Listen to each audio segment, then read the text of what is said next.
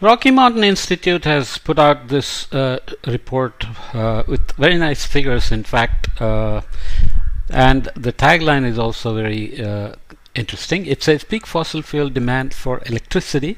It's all over except the shouting. Wow. Isn't it great that we may be already hitting peak oil for electricity, peak oil demand for electricity? Peak oil is a terminology that's been around for many, many decades. People kept on forecasting that we will run out of oil at some point, and it's not happened yet. But it's clear that ultimately it is a limited resource because we are digging up the fossil fuels that have formed in the past, and on the other hand, renewables like solar and wind are in fact unlimited because the sun is not going anywhere for 100 million years, when all the water on Earth may become water vapor because of the expanding sun and increasing luminosity. But wind will be there as long as sun is driving the circulation on Earth. So the idea is fairly straightforward, but the numbers do suggest that we may be beyond peak fossil fuel demand for electricity. Demand for fossil fuels has peaked in the electricity sector. There are many other sectors where it's still playing a big role. It will plateau for a few years and be in clear decline by the second half of the decade. So we are talking really soon. The key driver of change is the rapid growth of solar and wind electricity generation on typical S-curve, driven by low costs, a shift of global capital, and the rising ceiling of what is possible. In 2022, solar and wind produced 600 to 700 terawatt hours of new electricity. Added to the 100 to 200 terawatt hours from other clean sources implies that clean energy will supply projected global electricity demand growth of around 700 terawatt hours, and that means peak fossil fuel demand. Excellent optimistic news, but we know that the geopolitics are still playing out in terms of the Russian invasion of Ukraine, need for new infrastructure for handling renewable energy, lots of investments needed in countries like India and China, and of course Africa has remained totally deficit in terms of access to electricity. So we have to worry about those things still. But the story just gets better. As solar and wind advance further up the S-curve, their electricity generation will grow threefold by the end of the decade. That will increasingly push the fossil fuels out of the generation system. This is a global phenomenon. Fossil fuel demand for electricity has peaked in 95% of the OECD countries, Organization of Economic Cooperation and Development, Organization for Economic Cooperation and Development countries, and 31% of the non-OECD countries except for China. Chinese demand is about to peak as the 2030 renewable deployment goals are hit before 2025. So we'll see some data that says China is going gangbusters on solar and wind and meeting the targets in advance of the target year. India is choosing its own path in development based on growth from renewables, and renewables offer new solutions for Africa as well. We looked at the Indian numbers before in terms of how it's made electricity access possible for all its people faster than any other country so far. There are plenty of barriers to change, but none of them can maintain the status quo by being insoluble, immediate, and universal. We are far from the limits to change, and disruption of the incumbent fossil fuel system is thus inevitable. So this change is already here, and it's gonna just end up reaching its expected destination in terms of the end of fossil fuels for electricity eventually, past the peak for sure. Peak, plateau, and decline of fossil fuels in the electricity sector. So you can see here in terms of terawatt hours from 2010 to 2030, fossil fuels, so growth at 2% per year till about 2018, the plateau over 2018 to 2025 projected and decline at 4% year, 4% per year out to 2030, and nuclear is going to grow a little, and solar and wind are expected to grow with this S-curve that we talked about.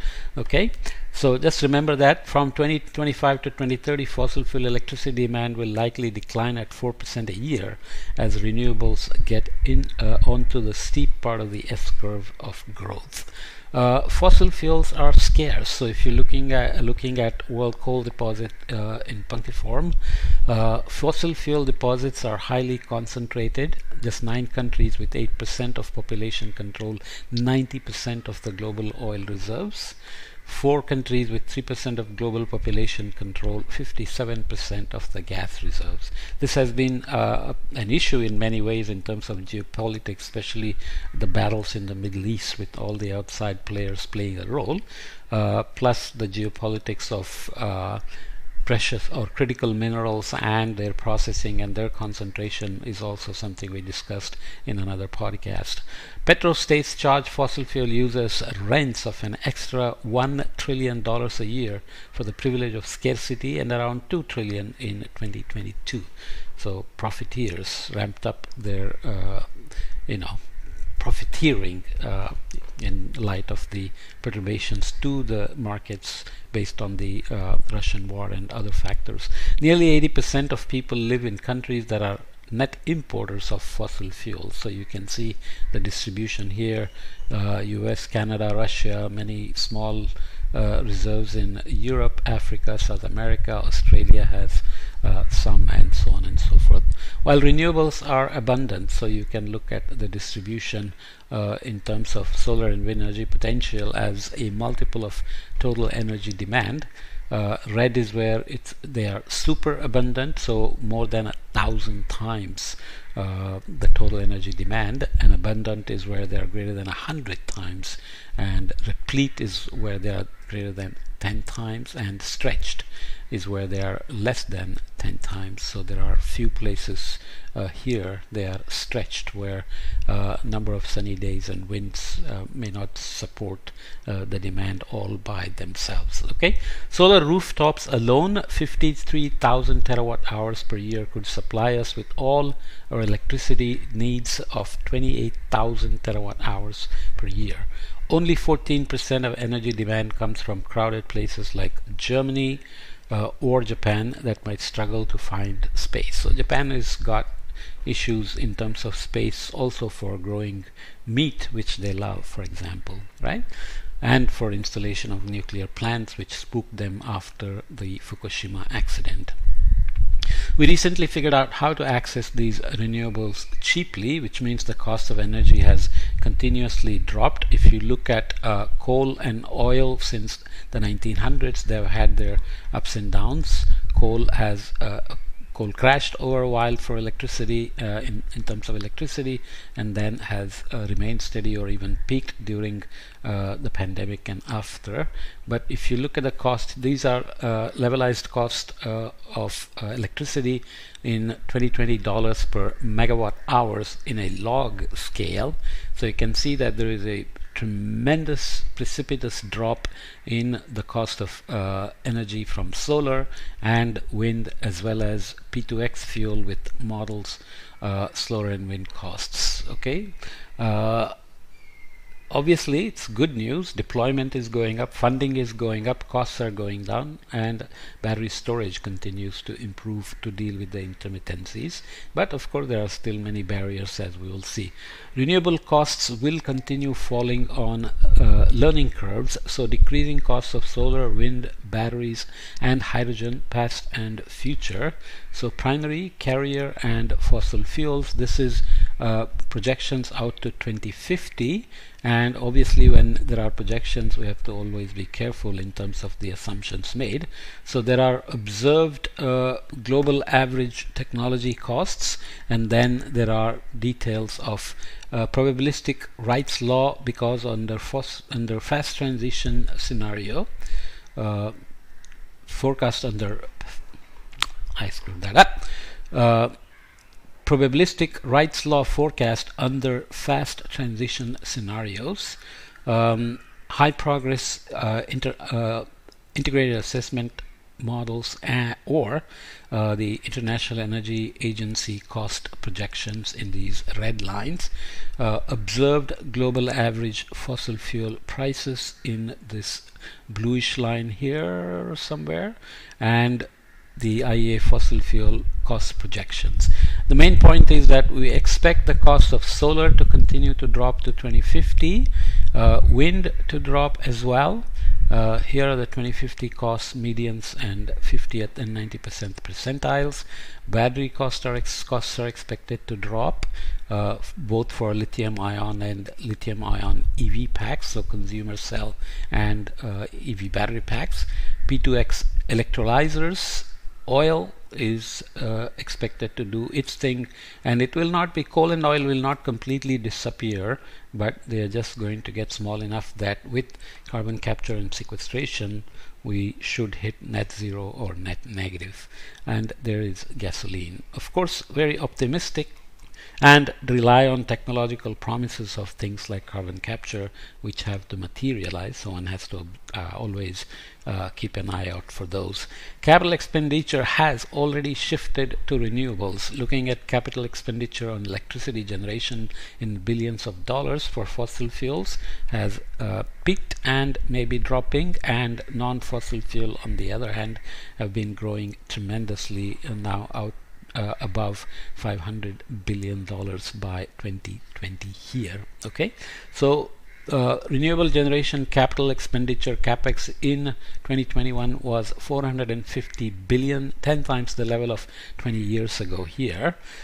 In 2021, 80% of all new electricity generation capital was being invested into renewables, and we have discussed before about how the Russian war has in fact accelerated the deployment of renewables over Europe. This is true for developed markets, which have 88% of the share. China with for 88% of its share in investments, and the global south has also 61% of its capex into renewables. Capex on fossil fuel generation peaked in 2015 and has dropped to below 20% of the total.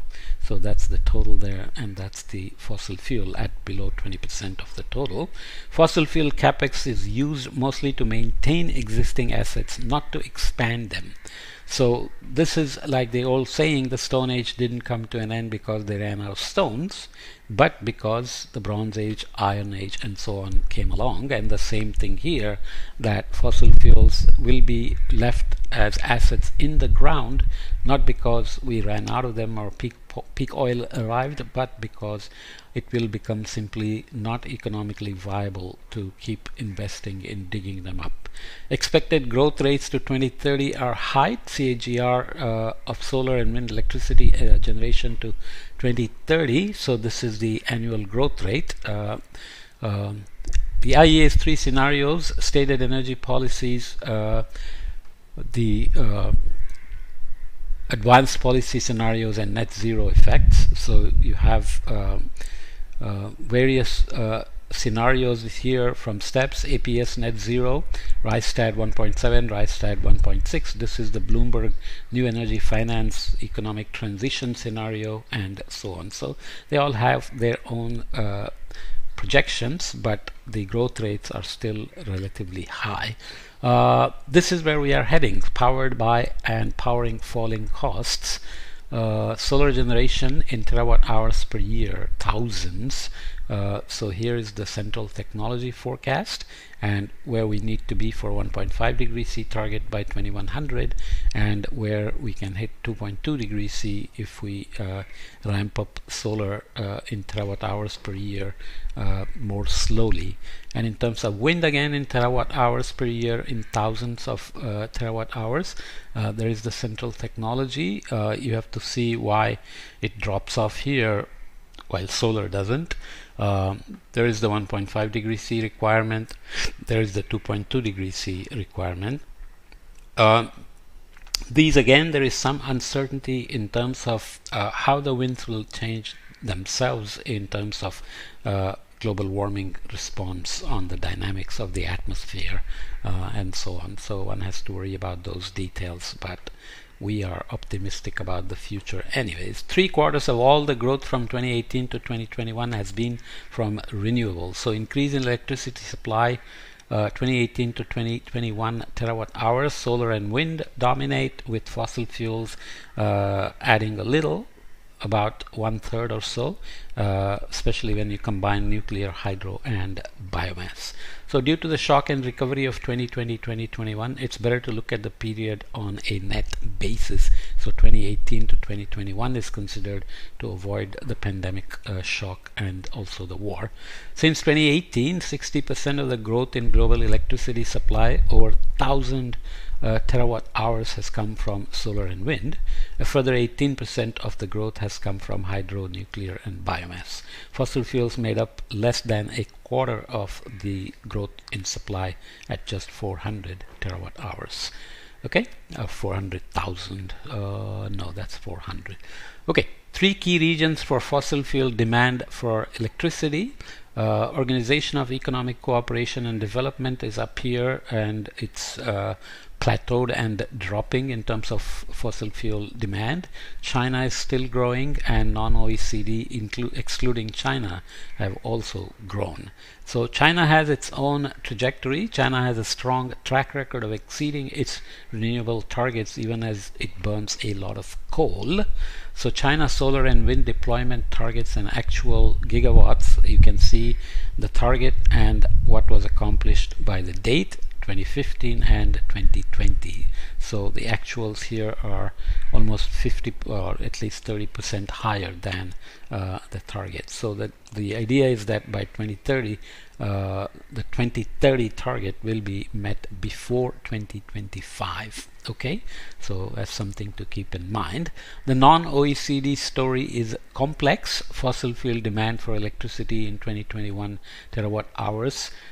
Some countries already peaked and some have not peaked in terms of the demand, fossil fuel demand for electricity.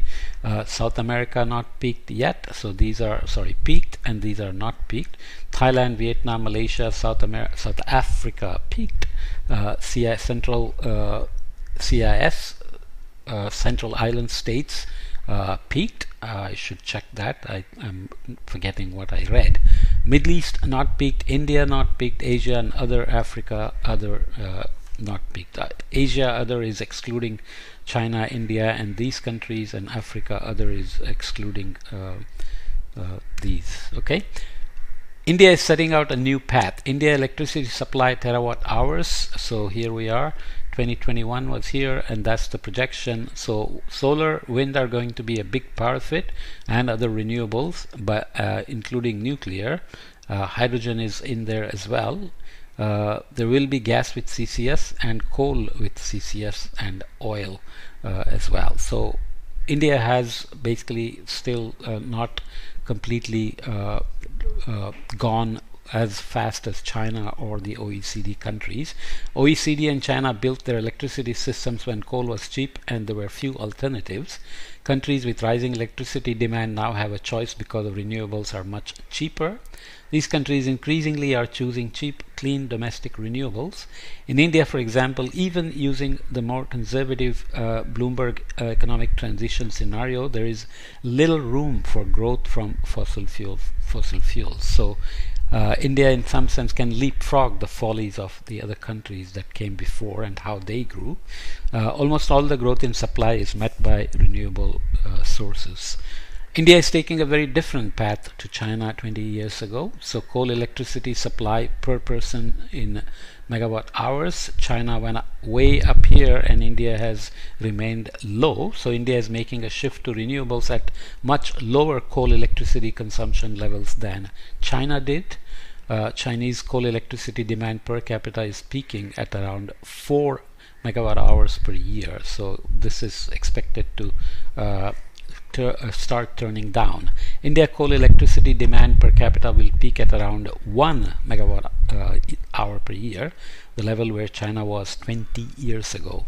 20 years ago, solar electricity cost around 10 times more than new coal electricity. Today it costs half as much as new coal. So we have to keep those in mind. Anyway, the transition of electricity system will not be easy.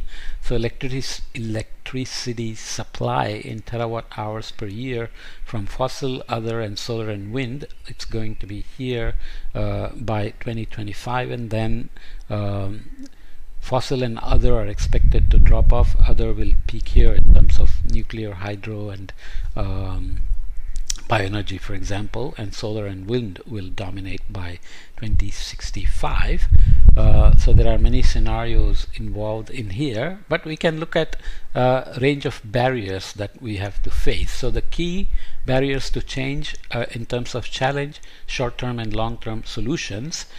So we have variability, so regulation, batteries, and digitization at the short term, efficient, timely use grids and storage at the long term, challenge of land in terms of deploying solar and wind as well as bioenergy, permitting processes and roofs have to be used more, and long-term solution is to continue the deployment.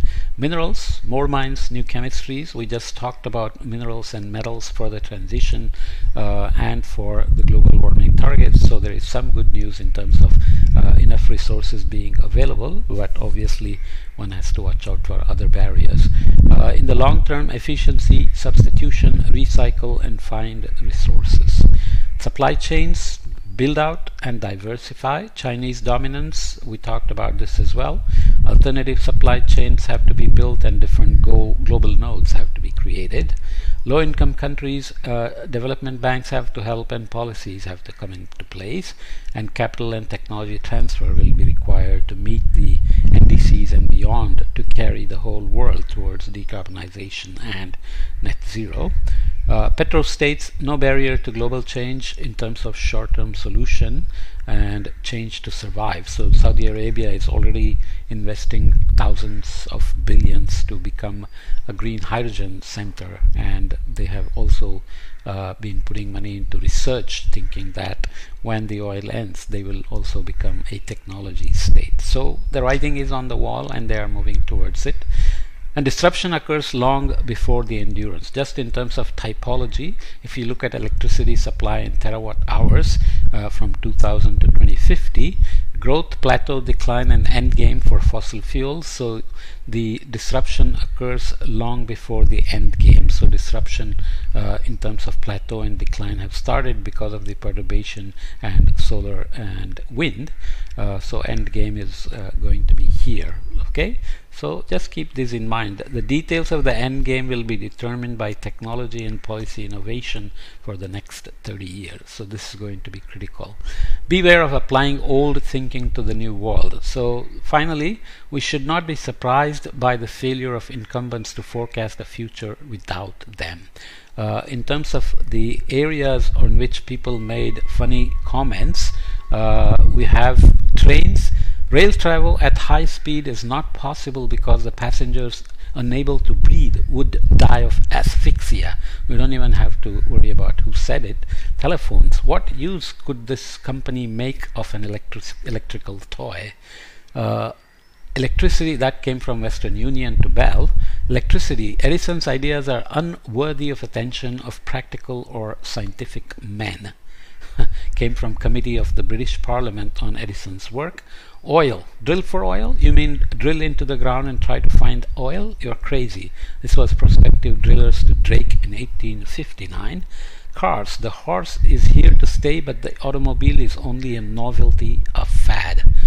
This was advice to Henry Ford's lawyer circa 1910. Computing, I think there is a market for about 5 computers. This was Watson, the chairman of IBM, in 1943. And renewables, the fundamentals of our lives in terms of energy will not change drastically in the coming 20 to 30 years, which was said by Vaclav Smil in 2022. So let's see how this plays out. Vaclav Smil is an incredibly prolific writer, and he's right in the sense that the energy intensity of our lifestyles is not likely to go down, but who knows how this will play out in terms of not only the energy sources, but whether the new generations will change their fundamental lifestyles in terms of how much they will drive, how much they will consume and pollute, and so on and so forth. Okay, so this is a bit long, but that's okay. Very interesting data and very optimistic message in terms of now having peaked in terms of oil demand, fossil fuel demand for electricity generation, which is great news, of course.